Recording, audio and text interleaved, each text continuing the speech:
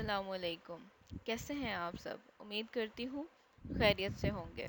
آئیے اپنے سبق کی طرف چلتے ہیں۔ آج کے ہمارے سبق کا عنوان ہے نزول وحی، یعنی وحی کا نازل ہونا، جو کہ صفحہ نمبر 26 تا 28 پر موجود ہے۔ آمادگی کے لیے آپ سے چند سوالات کیے جائیں گے۔ اللہ نے انسانوں کو سیدھا رستہ دکھانے کے لیے کن کو بھیجا؟ یقیناً آپ کو معلوم ہوگا، انبیاء کرام علیہ السلام اور اپنے پیغمبروں کو بھیجا۔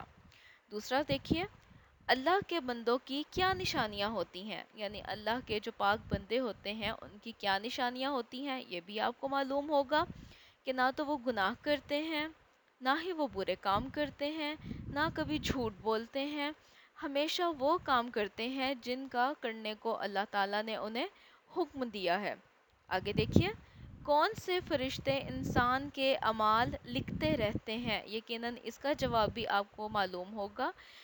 وہ فرشتے جو اللہ تعالیٰ نے مقرر فرمائے ہیں، انسان کے دائیں اور بائیں کندھے پر موجود ہوتے ہیں، ان فرشتوں کو کرامن کاتبین کہا جاتا ہے۔ آگے دیکھیے، آج کے مقاصد دیکھ لیتے ہیں۔ آج کے مقاصد کیا ہیں؟ سبق کے آخر میں طلبہ اس قابل ہوں گے کہ مشکل الفاظ کے معنی جان سکیں گے، وحی کے معنی و مفہوم جان سکیں گے، پہلی وحی اور اس کی آیات جان اور بتا سکیں گے۔ یعنی پہلی وحی کون سی تھی، اس کی آیات کون سی ہیں، آپ وہ جانیں گے اور بتا بھی سکیں گے۔ آگے دیکھیے، مشکل الفاظ اور ان کے معنی جو کہ آج کے ہمارے سبق میں ہیں، دیکھتے ہیں کون سے ہیں۔ طیبہ، پاک، نزول وحی، قرآن نازل ہونا، کلام بات کرنا، برس سال، عالم علم رکھنے والا یا جاننے والا، اذیت تکلیف۔ وحی کا مفہوم دیکھ لیتے ہیں کہ وحی کا مفہوم کیا ہے۔ وحی کا لفظی معنی تیزی سے اشارہ کرنا ہے۔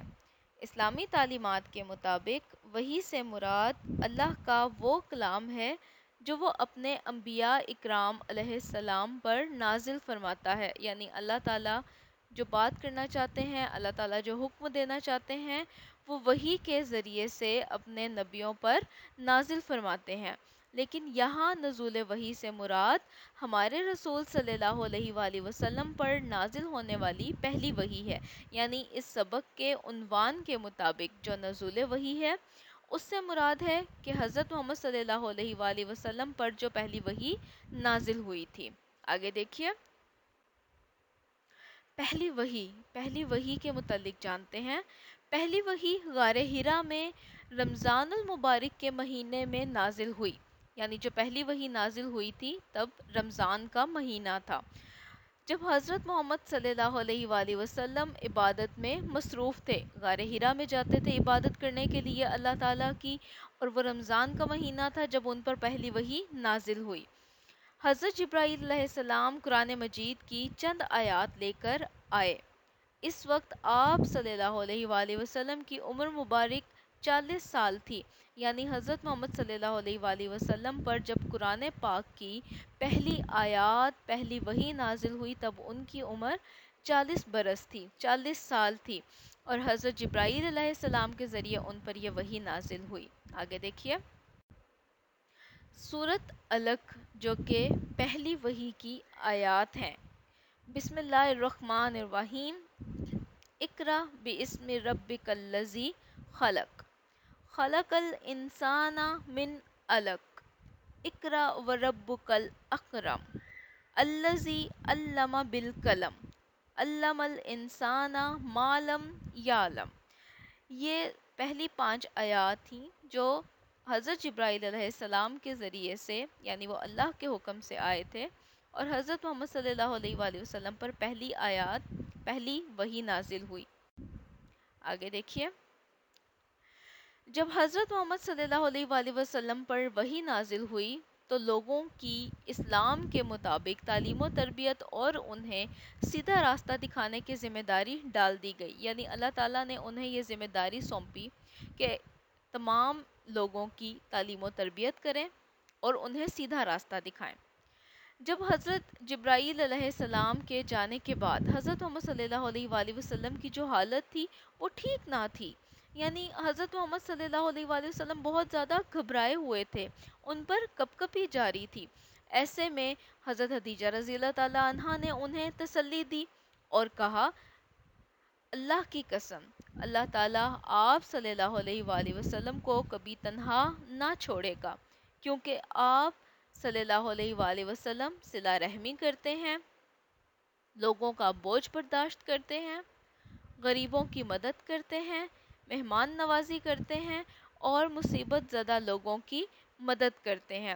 یعنی حضرت خدیجہ رضی اللہ تعالیٰ عنہ جو ان کی وائف تھیں، ان کی زوجہ محترمہ تھیں، ان کی بیوی تھیں، وہ ان کے پاس آئے، انہیں تمام حال سنایا کہ میرے ساتھ کیا واقعہ پیش آیا ہے، تو اس وقت حضرت خدیجہ رضی اللہ تعالیٰ عنہ نے انہیں یہ سب کہتے ہوئے تسلی دی، ان کا حوصلہ بڑھایا۔ آگے دیکھیے، اس سب واقعے کے بعد حضرت خدیجہ رضی اللہ تعالیٰ عنہ جو تھیں وہ آپ صلی اللہ علیہ وآلہ وسلم کو اپنے چچا زاد بھائی، یعنی ان کے جو چچا کے بیٹے تھے وہ چچا زاد بھائی لگے، ورقہ بن نوفل ان کا نام تھا، ان کے پاس لے گئیں۔